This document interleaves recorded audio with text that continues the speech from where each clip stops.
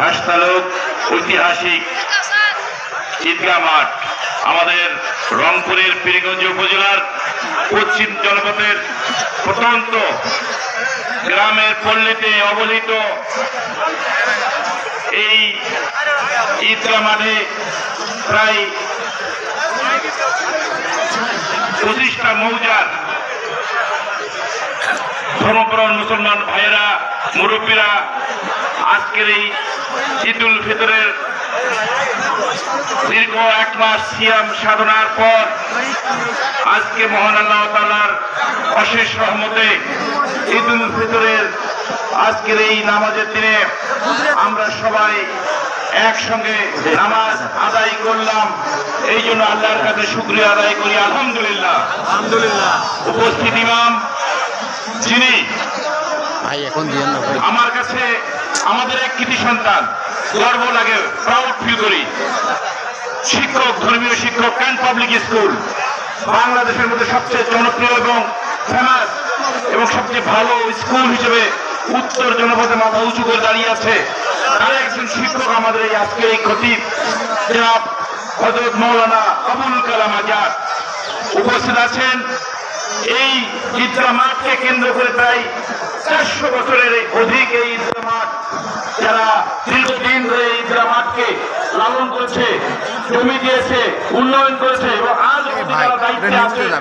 আপনারা পূর্বপুরুষ যারা এই মাঠকে ঘিরে আমাদের স্বপ্ন দেখিয়েছিল, সেটা আজকে অনেক বড় মাঠ হিসেবে 400 বছরের ঐতিহ্য। আমি মনে করি এটা গর্ববোধ করি, সেই জায়গায় নামাজ পড়তে পেরেছি। মহান আল্লাহর কাছে শুকরিয়া আদায় করি। সকল উপস্থিতিবৃন্দ, সকল ধর্মপ্রাণ মুসলমান ভাইয়েরা, বিভিন্ন পেশাজীবীর মানুষ, বিভিন্ন ধর্মীয় ধর্ম চিন্তাবিদ আজকের উপস্থিত হয়েছেন। সকলকে জানাচ্ছি বাংলাদেশ জাতীয়তাবাদী দল রংপুর জেলা বিএনপির পক্ষ থেকে, বাংলাদেশ জাতীয়তাবাদী দলের ভারপ্রাপ্ত চেয়ারম্যান আগামী দিনে বাংলাদেশের যে দায়িত্বে আসছেন জনাব তারেক রহমানের পক্ষ থেকে আপনাদেরকে সকল জানাচ্ছি সালাম। আসসালামু আলাইকুম ওয়া রাহমাতুল্লাহি ওয়া বারাকাতুহু। একটু রাউন্ড করেন ভাই। উপস্থিতি আপনারা সবাই আমাকে কম বেশি চেনেন, জানেন। আপনারা অনেকে আমার আত্মীয় স্বজন, অনেকে বন্ধু, অনেকে বিভিন্ন প্রতিবেশী হিসেবে আপনার কাছে আমার অনেক প্রত্যাশা এবং আশা নিয়ে আমি এখানে এসেছি। আমরা যে জনপদে বাস করি, এই জনপদটা প্রায় পীরগঞ্জের সবচেয়ে অবহেলিত জনপদে দাঁড়িয়ে কথা বলছি। এই এলাকা থেকে নেতৃত্ব কখনো সৃষ্টি হয় না। এই এলাকার মানুষকে ঘিরে সবাই রাজনীতি করেছে, আমাদেরকে ধোঁকা দিয়েছে, আমাদেরকে পিছিয়ে দিয়েছে। আমরা আমাদের যোগ্যতা নিয়ে আমাদের এই অঞ্চলের যারা মেধাবী ছেলে, মেধাবী মারা, মেধাবী বাবারা, তারা কষ্ট করে ছেলে মেয়েদের পড়াশোনা করে, চাকরি করে, বিভিন্ন জায়গায় কর্মসংস্থান করে নিজের পরিবারকে এবং বিভিন্ন জায়গায় ঢাকা সহ বিভিন্ন দেশে বিদেশে চাকরি করে নিজের পরিবারকে সচ্ছলতা নিয়ে এসেছে। এটা নিজস্ব গুণে এবং আল্লাহর অশেষ রহমতে। এই কারণে আল্লাহর কাছে আবার শুকরিয়া আদায় করি। এই জনপদকে আমরা এগিয়ে নিতে যেতে চাই, সেই নেতৃত্ব আমরা ঠিকানা পাই না। যারা নেতৃত্ব দেয়, আসে কাছাকাছি আসে, আপনাদেরকে আমাদের আশা দেখায়, অনেক আশা দেখায়, কিন্তু সেই আশা আমাদের নিরাশা হয়ে যায়। বিগত সময় বেশিরভাগ দেখেছেন আমাদের এই সহজ সরল লোকদেরকে প্রত্যাশা দেখিয়েছে, আশা দেখিয়েছে, আমরা কিন্তু পথ হারিয়েছি। কিন্তু তারা পক্ষান্তরে তারা মৃত্যুশালী হয়েছে। তাদের যে গর্ভন্দর ছিল তারা কিন্তু মোটা পাতা হয়েছে। কিন্তু আমাদের এই অঞ্চলের মানুষের রাস্তাঘাট, ব্রিজ, কালভার্ট, চাকরি, বিভিন্ন মেধাবী অনেক ছাত্রছাত্রী, অনেক বাবা বিশ্ববিদ্যালয় পাশ করে একটা সুন্দর চাকরি পাবো। সেই জায়গায় যখন বাবারা মারা যায়, তার ছেলে মেয়েরা চাকরি করে আমার ঘর ভরিয়ে দিবে, আমার বুক মুখে হাসি ফোটাবে, সেই জায়গাটা কিন্তু আমরা পারি না। সেই জায়গায় অসত্যের জায়গা থেকে আমি কথা বলছি আপনাদের সন্তান হিসেবে। এই অঞ্চলে আমরা দেখেছি ভেন্ডাবাড়ি থানা করার জন্য অনেক প্রত্যাশা দিয়েছে, আমরা কি পেয়েছি? কখনো এই মোড়ে ঝুলে আমাদেরকে সবল দিয়ে, আমাদের এই ম্যান্ডেট নিয়ে তারা আমাদের উপর ছুরি চালাবে। এই জায়গা থেকে জুলাই বিপ্লব সংগঠিত হয়েছে, বৈষম্যহীন যারা জীবন দিয়েছে, শহীদ হয়েছে, তাদের রূপে মাতপাত করেছে আবু সাঈদ সহ যারা এই দেশের ছাত্র জনতা, বিএনপির প্রায় 800 নেতাকর্মী গুম হয়েছে। আমরা দীর্ঘ 17 বছর আমরা নামাজ পড়তে পারিনি, এক জায়গায় সময় হতে পারিনি। আজকে প্রাণ খুলে, আজকে সারা বাংলাদেশের মানুষ প্রাণ খুলে আপনারা ভাইয়ের ভাতৃত্ব বলতে আমরা নামাজ পড়তে পেরেছি। 34টা মামলা আমার হাজার ছিল। আমি যে কথাটা বলতেছিলাম, আমরা আমাদের অধিকার আদায় করে নিতে হবে। আমরা আমাদের, আপনার সন্তানে আপনাকে ভালোবাসবে, আপনার সন্তান বাবা মাকে সেবা করবে। আমি দীর্ঘ 14 বছর ইউনিয়ন পরিষদের চেয়ারম্যান ছিলাম। দেখেছেন চোর ডাকাত মদনখালী ইউনিয়নের নাম শুনেছেন তো, নিপাত করে দিয়েছিলাম ছিল, এবং আমার শাসনে এই এলাকাও চোর ছিল না, ঠিক কিনা?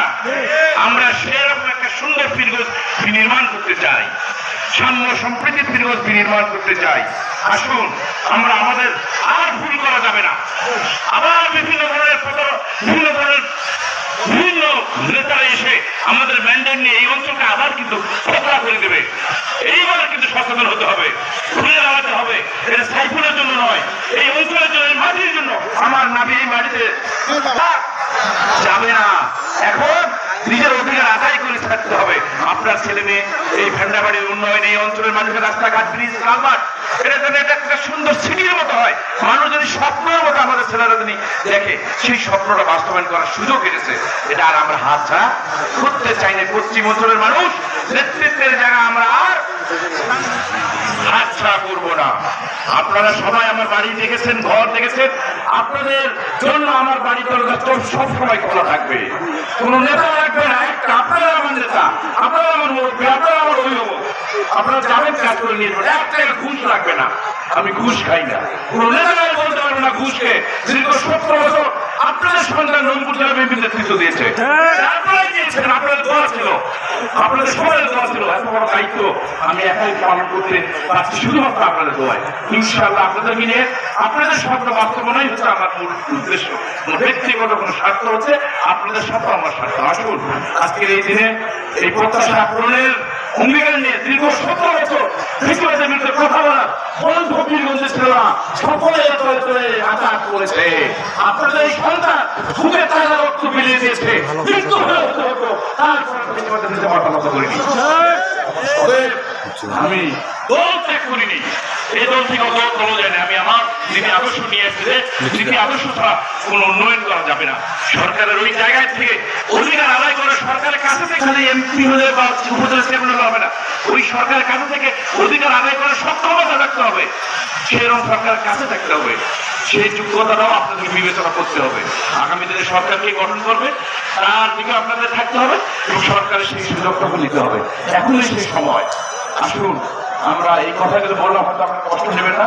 আমি আমার জায়গা থেকে আপনাদের এই কথাগুলো বলার সুযোগ হয়তো আমার কখনো হয় না। আপনাদের বাড়ির পাশে হলেও আপনাদের সাথে যোগাযোগ করার সুযোগ কম হয়। দীর্ঘ 17 বছর পলাতকে থাকতে হয়েছে আমার, সুতরাং আমি আপনাদের সাথে যোগাযোগ করতে পারিনি। তাই আপনাদের কাছে দোয়া চাই, সহযোগিতা চাই, ভালোবাসা চাই।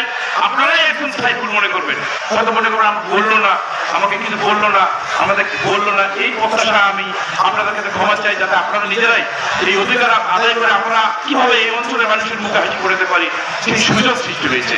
আসুন আমাদের আরো একজন সন্তান আছে, ফরাক সাহেব, যিনি তিনি ভূমিকা পালন করেছে, এবং আমরা যারা আছি মুরব্বী, অনেকে মুরব্বী আছে যারা এই ঈদগাহ মাঠের সভাপতি ছিলেন, তাদের জন্য দোয়া আছে। আমি আমার বক্তব্য শেষ করছি। খোদা হাফেজ, সবাইকে ধন্যবাদ। আসসালামু আলাইকুম রহমতুল্লাহ।